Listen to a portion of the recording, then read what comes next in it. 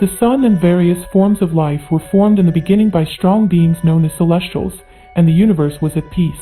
However, an unnatural species of predator known as deviants appeared from deep space one day and began destroying everything in their path. Arishem, the Celestials' leader, summoned an eternal group of superhumans known as the Eternals from the planet Olympia and sent them to Earth in their ship called the Domo. A group of humans was fishing in Mesopotamia in approximately 5000 BC when they were suddenly besieged by demons emerging from the water. The Eternals arrived at that moment to defend them with their powers. Ikaris used his eye beams and sword to combat the creatures, while Makari used her super speed to move the humans out of the way. Kingo launched energy blasts from afar, while Thena and Gilgamesh summoned energy weapons to engage in hand-to-hand combat. Sprite gave assistance through her illusions, and Phastos provided assistance through his technological inventions. A hard battle began, and the Deviants were quickly vanquished thanks to the Eternals' great collaboration, and team leader Ajak repaired any injuries they sustained in battle. The humans were terrified of them and attempted to attack, but Druid quickly utilized his mind-controlling abilities to calm them down.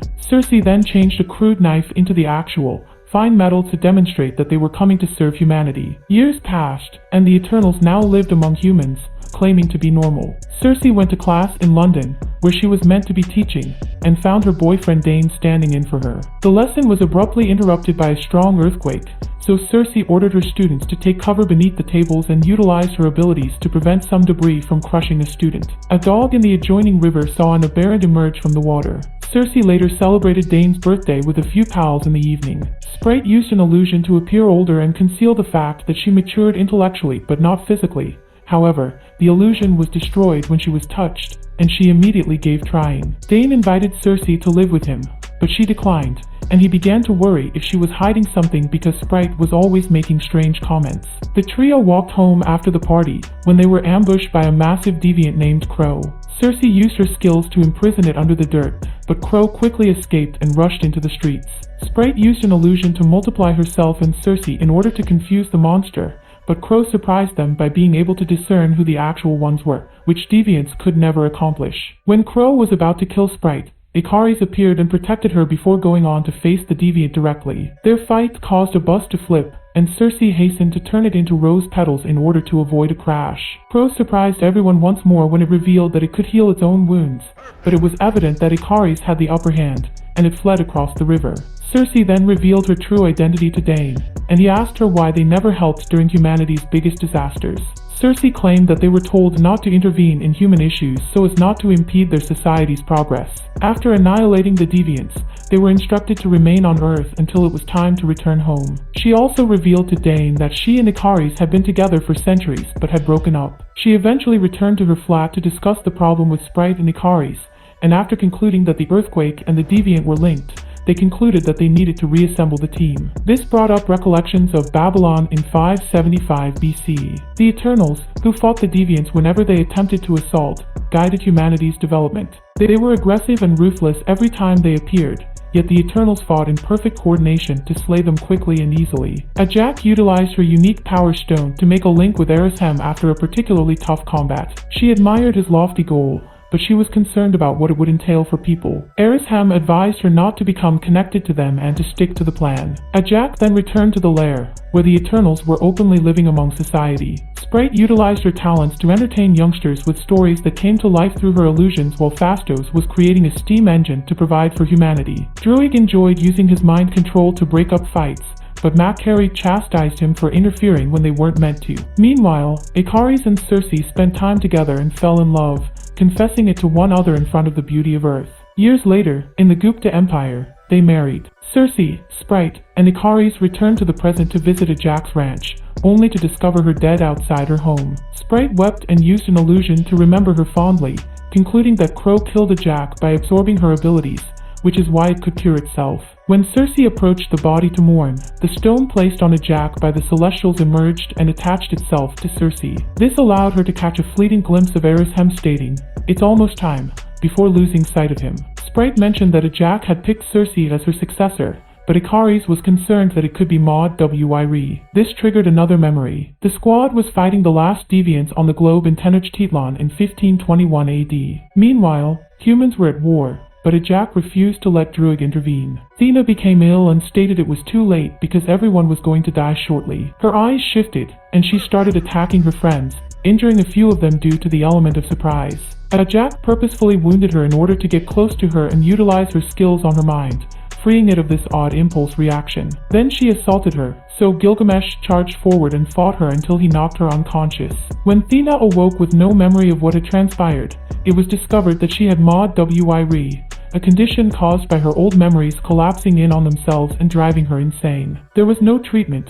The only way to make her better was to entirely delete her mind and start over, which Ajak decided was the greatest solution for her safety. Druig raged at Ajak, doubting her leadership, because the others didn't want to lose Thena, whom they adored. He got bored of watching humanity destroy itself without intervening, so he abruptly used his powers to end the conflict and departed to work on his own, declaring that the only way to stop him was to kill him. When Gilgamesh claimed that he could care for Thena, Ajak agreed to let everyone go and live among humans. The Deviants had already left, so they could now focus on finding their own purpose while waiting for the call from home. Back in the present, Circe, Sprite, and Ikaris proceeded to Mumbai in search of Kingo, who was now a well-known Bollywood actor. Karun, his valet, knew his secret and had worked with him for decades. When the trio told Kingo what was going on, he refused to leave, saying he liked his life. However, Karun persuaded Kingo to go and be the hero everyone idolized, and Karun even volunteered to accompany Kingo to chronicle everything in documentary style. They flew to Australia on Kingo's private plane,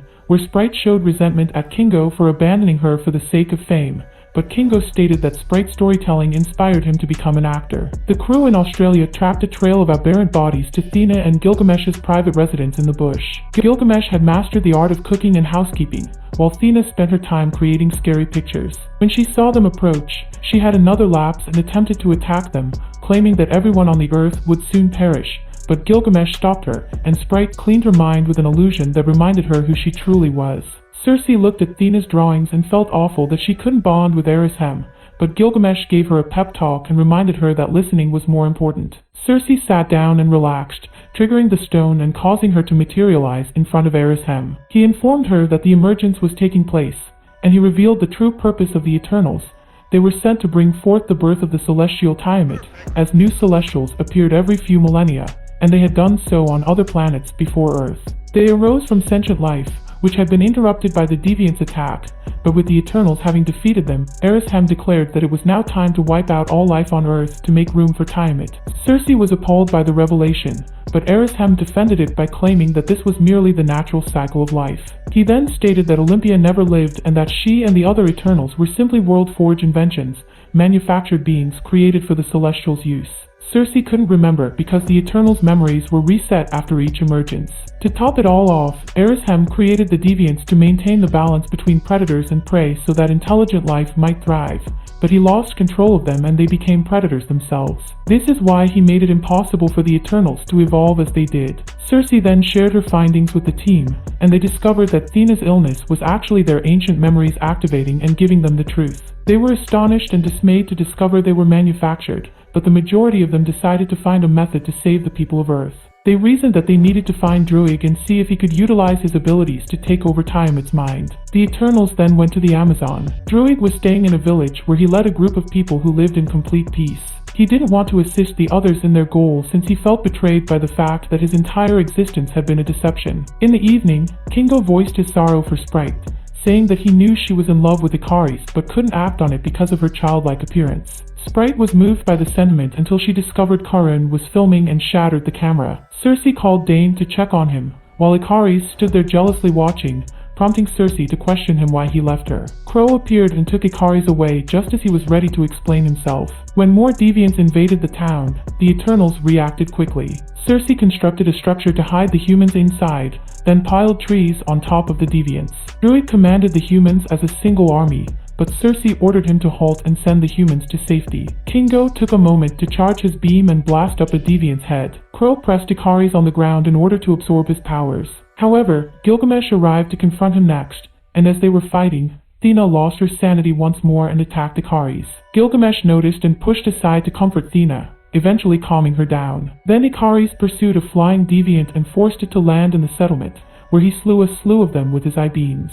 Cersei rushed to his rescue after one of them ambushed him from behind, and she stunned everyone by changing the Deviant into a tree, which she had never done before. Gilgamesh continued to fight Crow, but he was so preoccupied with watching Thena that Crow killed him and absorbed his powers. Crow then changed form, becoming more human-like and learning English. Crow accused the Eternals of murder, but when Ikaris arrived to battle them, Crow fled. Then Thena went to Gilgamesh's side, where he died in her arms after imploring her to remember him always. They later burned Gilgamesh's body and tossed his ashes into the river. Druig consented to join the task after seeing that dominating everyone would make him no better than a deviant, but his power wasn't powerful enough to control a celestial, so they'd have to find Phastos. Another memory is of 1945 at Hiroshima, shortly after the atomic bomb was dropped. Phastos stood in the aftermath of the blast, sobbing for a Jack and feeling sorrow for assisting humanity in developing and progressing in technology just to see them continue to destroy each other. It was in this place that he lost confidence in humanity and chose to abandon it. Back in the present,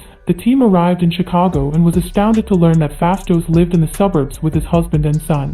Following the story, Phastos revealed that his husband had regained his trust in mankind, but he was unwilling to forsake his family for the sake of a perilous mission. However, his husband advised him to go forward with it if it meant a future for them and their son. The Eternals then traveled to Iraq, where they used their abilities to liberate the Domo from its underground lair. Matt Carey had been living there all this time, only leaving to buy supplies. Phastos devised the notion of connecting everyone's powers through the Unimind, allowing them to transmit their powers so that Druig could mind control Tiamat. Kingo had reservations about the whole thing, and he and Sprite said they'd rather follow Ikari's lead, who clearly had reservations as well. Ikaris, on the other hand, informed his friend that he was not who Kingo thought he was. Then Ikaris went back to another recollection. 6 days prior, a Jack had visited Ikaris to inform him that the moment for the emergence had finally arrived, indicating that Ikaris had always known the truth. After living with humans for so long, a Jack believed they should abandon the project because humanity and Earth were both lovely and deserved more. Ikaris told a Jack he needed to show her something first, so he took her to Alaska. A group of deviants emerged at a frozen lake, and Ikaris stated that they had been frozen for centuries before the glacier began to melt because the Earth's core became hotter due to the imminent emergence. Then Ikaris declared his loyalty to Arishem and tossed a Jack into the lake, where Crow soon apprehended her and absorbed her abilities. Ikaris then led a Jack to the farmhouse, where he left the body for Cersei to discover later. In his grief, he couldn't stop himself from blasting beams that ignited a fire. Back in the present, Ikaris told Cersei that he still loved her, and Cersei comforted him by holding his hand. She felt the stone igniting inside her a few moments later, indicating that the emergence was about to begin. Phastos dispatched Matt Carey to find the cause of the eruption, and with her superhuman speed, she traveled all across the planet in search of an active volcano near the Indian Ocean. Ikaris abruptly put on his armor and stated that he hoped a Jack hadn't chosen Cersei. He stormed the main room, revealing that he had known everything since they left Babylon, and the crew knew it was Ikaris who had slain a Jack. When Mikari returned with the information, Ikaris attempted to attack her, and Kingo took the strike for her. Kingo planned to assault Ikaris again because he no longer saw him as his leader, but Sprite intervened and produced an illusion that allowed them to flee. Following that, Kingo said that he was departing with Karun since he didn't think protecting Earth was a good idea because Celestials being born meant the creation of new planets. To compensate for the missing members, the squad required a new strategy, and Druig mentioned that Cersei had been able to change a deviant into a tree. Cersei was still skeptical since she didn't understand why a Jack chose her, so Thena explained that a leader protects their loved ones, and a Jack knew Cersei had loved humanity since the beginning. Cersei, ready to fight, let Phastos take the special stone from her body and utilize it to power the Unimind. When the Eternals arrived at the volcano, Ikaris directed Sprite to guard the eruption while he broke into the ship. Then she started battling him to distract him, giving the others time to activate the Unimind, which deactivated the volcano. Ikaris rushed to stop them, catching Druig and killing him with his eye beams before assaulting the spacecraft and causing it to crash. Mikari became enraged and began battling Ikaris hard as the volcano behind them erupted to begin the emergence. Cersei raced up the volcano to see if she could help, while Thena and Gilgamesh joined Mikari to fight Ikaris, but he was too powerful to stop even if they worked together. Crow arrived at that point and joined the fight, focusing on Ikaris. However, because the others did not want it to grow in power, they attacked it first. Mikari captured it in a dirt whirlwind, and Thena kicked him into a cave. Ikaris used the distraction to pursue Cersei, but Phastos caught him and kept him on the ground with a particular trap he developed. Crow used Gilgamesh's voice to play with Thena's mind, causing her to drop her guard. However, when it was about to absorb her powers, it inadvertently quoted Gilgamesh's "Remember," and Thena awoke to slay it. Cersei was surprised to find a jack at the summit of the volcano, only to be stabbed. Sprite had created a jack as a ploy to make Cersei jealous of her ability to live an adult life. She prepared her powers to speed up the emergence, but Druig appeared and knocked her out. As Tiamat erupted from the volcano, the ground began to quake and the sea became agitated. Cersei stood on top of him, attempting to use her powers to stop him, but Ikaris broke free from Phastos' trap and pursued her. However, seeing the lady he loved brought up too many memories for him, and he couldn't bring himself to kill her. Cersei took advantage of the opportunity to activate the Unimind, which allowed her to amp up her powers and transform Tiamat into nothing more than a massive rock statue. Ikaris, realizing his error, apologized in tears and flew into space, where the sun burned him to match the tail of his name. Sprite was devastated to see him depart, but Cersei still had some Unimind power left, so she used it to take away Sprite's immortality, allowing her to live a normal human life. The Eternals broke up again after their job was completed. Then, while Phastos returned to his family, Sprite enrolled in a boarding school, and Kingo returned to his movies.